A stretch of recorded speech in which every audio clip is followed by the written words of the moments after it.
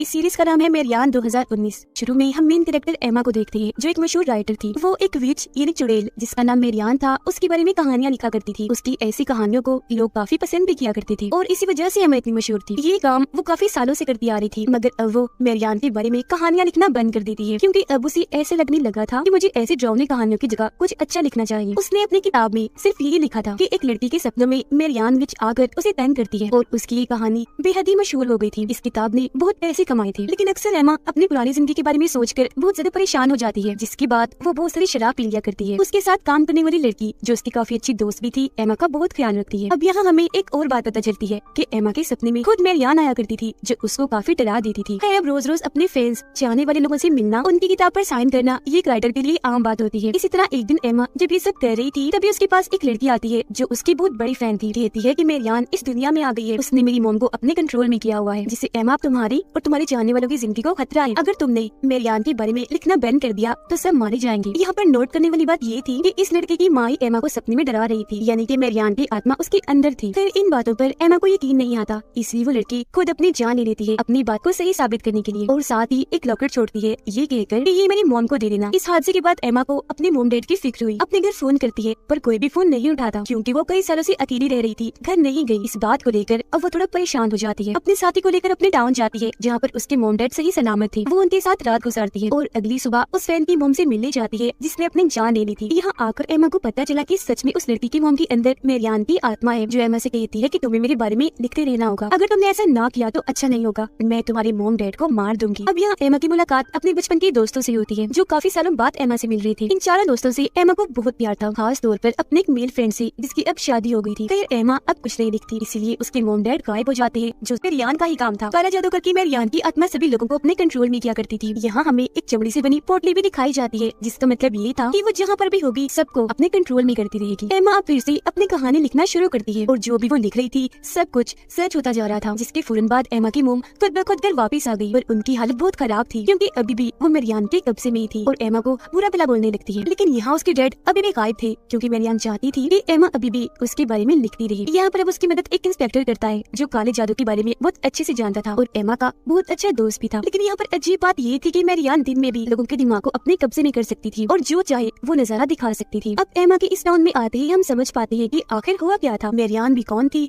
और बार बार एमा के सपनों में क्यों आती थी। तो मेरियान 1587 में ट्यूसडे के दिन पैदा हुई थी और जब वो 7 साल की हुई तो उसका घर जलकर राख हो गया, जहाँ से सिर्फ मेरियान और उसकी बिल्ली ही बाहर आई। फिर मेरियान को उसकी बहन ने पाल पोस कर बड़ा किया, मगर वो जगह भी जल्दी खत्म हो गई। यहाँ पर अजीब बात ये थी कि सब मारे गए, सिर्फ मेरियान और उसकी बिल्ली ही बच गई। फिर 17 साल की उम्र में उसकी शादी हुई, उसका एक बच्चा भी हुआ। पर जब वो 3 साल का हुआ तो मेरियान ने खुद ही उस बच्चे को आग के काफी नजदीक रख दिया, जिससे वो जलकर मारा गया। इसके बाद उसके 2 और बच्चे हुए, लेकिन उन्हें भी एक दिन वो घने जंगल में ले गई। लेकिन जब वापस आई तो उसके साथ उसके बच्चे नहीं थे, वो अकेली थी, जिसका मतलब था कि उन्हें भी मेरियान ने मार दिया होगा। आकर उसने बहुत ही खतरनाक काम किया, उसने अपने हस्बैंड का गला काट दिया और शैतान के सामने उसके साथी डीमन से शादी कर ली। यानी कि मेरियान शुरू से ही काले जादू जैसे काम किया करती थी, मगर फिर उसे प्रीस्ट और कुछ लोगों ने पकड़ लिया, क्योंकि उस जगह पर बहुत सारे बड़े और बच्चे मारे गए थे। फिर सबने मिलकर उस पर क्रॉस वाला कपड़ा लगाकर उसे लटका दिया, मगर मेरियान का कहना था कि मैं कभी हार नहीं मानती, आने वाले वक्त में मैं दोबारा आकर तुम लोगों और तुम्हारे बच्चों को तंग करूंगी, क्योंकि मैं खाली हाथ कभी नहीं जाती, हमेशा अपने साथ कुछ न कुछ लेकर जाती हूँ। तो अब उसे 15 फीट जमीन के नीचे दबा दिया गया और उसने जो डीमन से शादी की थी वो एग्रीमेंट भी साथ दफन कर दिया, ताकि उसे जलाया जा सके।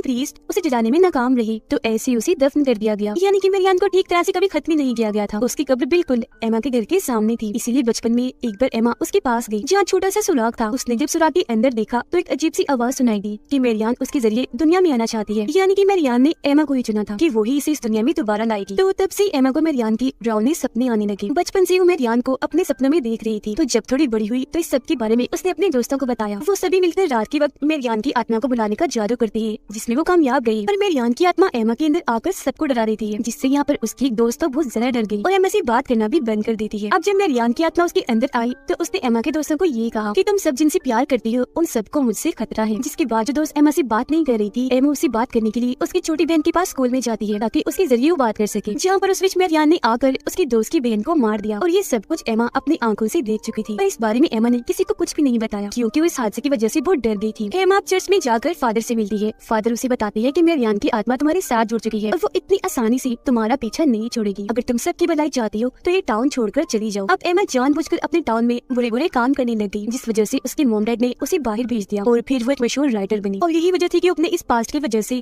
हर वक्त शराब के नशे में और परेशान रहा करती थी। अब कहानी दोबारा आ जाती है मौजूदा वक्त में। एमा को आज तक अपनी दोस्त की बहन की मौत का गम अंदर से खाई जा रहा था। यहाँ पर हैरान करने वाली बात ये थी कि मेरियान की आत्मा पिछले 15 सालों से एमा के पीछे पड़ी हुई थी, उसे डरा रही थी। एमा का किताब लिखना और उस कहानी में जिस लड़की के बारे में लिखा वो और कोई नहीं बल्कि खुद एमा थी। ये सब बातें एमा सोचकर नहीं लिखा करती थी, बल्कि ये सब कुछ उसके सपने थी जो उसने कहानियों के रूप में लिखे थे। अब एमा उस फैन लड़की की मॉम के पास जाती है और उन्हें मारने की कोशिश करती है क्योंकि उनके अंदर मेरियान की आत्मा थी। पर एमा का जो इंस्पेक्टर दोस्त था वो उसे ऐसे करने से मना करता है। फैन लड़की की मॉम के अंदर मेरियान की आत्मा एमा से कहती है कि अगर तुमने मेरे बारे में किताब ना लिखी तो तुम्हारे मॉम डैड मर जाएंगे। और होता भी बिल्कुल ऐसा ही है। एमा जब घर जाकर देखती है तो उसकी मॉम मर चुकी थी। तो उस लड़की की मॉम को जाकर वो दोबारा मारने की कोशिश करती है, पर इस बार उसे एमा की साथी बचा लेती है, जिससे अब मेरियान की आत्मा उस औरत के जिस्म से जा चुकी थी और जाते जाते वो एमा की शादी को भी नुकसान पहुंचा के जाती है। इंस्पेक्टर को एमा के डैड मिल गई थी, वो उन्हें हॉस्पिटल लेकर जाता है। यहाँ पर हमें एक और बात पता चलती है कि मेरियान जब किसी के जिस्म में आकर वापस जाती है तो वो उस इंसान के जिस्म से कोई न कोई चीज लेकर जाती है, जैसे कि उस औरत के जिस्म से निकलने से पहले वो उसकी आंखें ले गई और उसको अंधा कर दिया। एमा अब उस औरत से दोबारा मिलती है जो नॉर्मल हो गई थी। कहती है कि तुम्हें उसके बारे में लिखते रहना होगा, अगर तुमने लिखना छोड़ दिया तो वो सबको मार देगी या फिर मेरी तरह सबको नुकसान पहुंचाएगी। ये सब कुछ सुनकर एमा काफी परेशान हो गई। उधर इंस्पेक्टर ने इस केस की अच्छे से जांच की। वो एमा से मिलकर उसे बताता है कि जो कहानियां तुमने अपनी किताब में लिखी है ऐसा कहीं न कहीं जरूर हुआ है। जैसे एक बालू ने पूरे बेसबॉल टीम को मार दिया। वहाँ पर सबका ये कहना था कि हमने बालू को बोलते हुए सुना, जिसका मतलब था कि ये सारी कहानियां मेरियान ही एमा से लिखवा रही थी, जिससे ये सब असल दुनिया में सच हुआ करता था। ऐसा इसलिए होता था कि जो भी मेरियान के बारे में पढ़ता था वो उसके बारे में सपने देखता था। उसके बारे में जो जितने ज्यादा सपने देखेगा मेरियान उतनी ही ताकतवर होगी और बाकी जो लोग मारे जाते थे उनसे तो इसी तक नहीं मिलती ही थी। और इस तरह से मेरियान ने एमा से खुद को जोड़ लिया था। यहाँ पर एमा का इंस्पेक्टर दोस्त ये प्लान करता है कि हम सब मिलकर मेरियान विच को उसके असल नाम मेरियान से बुलाएंगे, जिससे उसे आना ही होगा क्योंकि विच अपने असली नाम को झुठला नहीं सकती। पर मेरियान ने इस बीच एमा के 2 दोस्तों के बच्चे चुरा लिए थे ताकि वो एमा को ब्लैकमेल कर सके। उसके सभी दोस्त वापस उसी लाइट हाउस में जाती है जहाँ पर 15 साल पहले इन्होंने मेरियान को बुलाया था जादू करके। अब इससे पहले वो उसे दोबारा बुलाते वो एमा की साथी के अंदर आ गई जो हॉस्पिटल में थी, जिसको वहाँ पर एमा के डैड ने भी देख लिया था। वो नर्स को मारने ही वाली थी पर तभी वो दोस्त मेरियान को बुला लेती है और वो एमा की साथी को छोड़कर चली जाती है।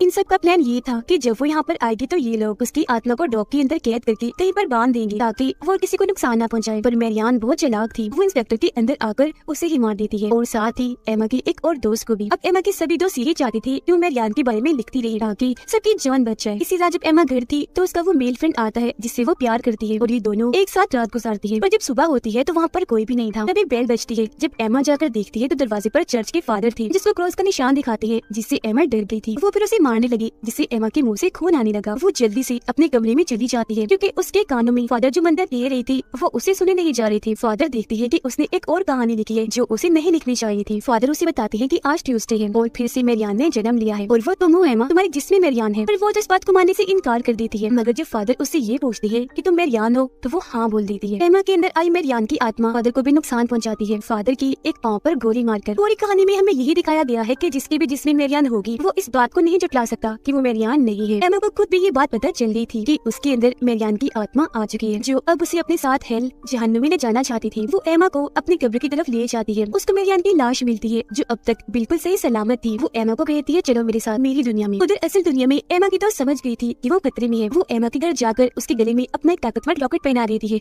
जो उसकी जान बचा सके, क्योंकि एमा का जिस्म इस दुनिया में था, सिर्फ उसकी आत्मा मेरियान के साथ हेल में जा रही थी। जिससे होता ये है कि हेल में एमा उसके साथ जाने से मना कर देती है। मतलब एमा अब अपने होश में आ गई थी। एमा खुद को मारना चाहती थी ताकि उसके साथ साथ मेरियान भी खत्म हो जाए, पर मेरियान उसे रोक रही थी। उधर फादर भी मेरियान की कब्र के पास पहुंचकर आग लगाना चाहते थे ताकि वो एमा को बचा सके। उधर मेरियान की दुनिया हेल में एमा के पास बेसबॉल बैट था जिससे वो मेरियान की आत्मा को मारती है और असल दुनिया में उसकी दोस्त एमा को बचा लेती है खुद को गोली मारने से। फादर भी मेरियान की कब्र को आग लगा देती है, पर मेरियान की आत्मा ने उन्हें अंदर खींच लिया था जिसमें जलकर मेरियान की आत्मा तो खत्म होती है, साथ में फादर भी मारे जाते हैं। एमा की डेट बिल्कुल ठीक हो गई थी। उनका रिश्ता एमा के साथ काफी अच्छा हो गया था जो आज से पहले नहीं था। एमा को उसके साथ भी वापस मिल गई थी मगर उसके बोलने की ताकत जा चुकी थी क्योंकि मेरियान जाते जाते कुछ न कुछ साथ ले जाती है। वो दोनों टाउन को छोड़कर जा रही थी। जाते हुए सबसे मिलती है। यहाँ पर एमा अपने मेल फ्रेंड से मिलकर उस रात के बारे में बताती है कि तुम आए और हमने रात साथ गुजारी थी। मगर वो ये सुनकर हैरान हो जाता है क्योंकि वो आया ही नहीं था। उसे गुस्सा आ गया और वो यहाँ से चला गया। यहाँ पर एमा बहुत परेशान हो जाती है। वो अपने साथी से पूछती है कि तुम्हें भी मेरियान काले समंदर के पास लेकर गई थी? तो वो कुछ नहीं कहती पर अचानक से बोल पड़ती है कि हाँ हाँ मैंने भी हेल को देखा है। एमा हैरान होते हुए फिर से पूछती है पर वो कुछ नहीं बताती। एमा को सारे रास्ते उल्टी आ रही थी। उसके साथ ही उसके लिए प्रेगनेंसी किट लेकर आती है चेक करने के लिए कि कहीं वो माँ तो नहीं बनने वाली। एमा कहती है क्या मजाक है, ऐसा कुछ नहीं हो सकता, मेरी शादी नहीं हुई। लेकिन जब वो टेस्ट करती है तो सच में वो माँ बनने वाली थी। अब यहाँ उसकी माँ बनने की दो वजह हो सकती है। हो सकता है उस रात एमा के दोस्त के रूप में डीमन आया हो, वो रात एमा के साथ रहा क्योंकि वो मैरियान को दोबारा जिंदा करना चाहता है और एमा के पेट में मैरियान का ही रूप है। दूसरी वजह ये हो सकती है कि उस रात मैरियान ने खुद उसके दोस्त को अपने कंट्रोल में करके एमा के पास ले जाओ ताकि एमा के जरिए मैरियान का दूसरा जन्म हो, मतलब वो एमा से पैदा हो, क्योंकि शुरू से उसने एमा को ही चुना। आपको क्या लगता है कमेंट सेक्शन में जरूर बताइएगा। और इसी सीन और सस्पेंस के साथ ही ये सीरीज इधर ही खत्म हो जाती है।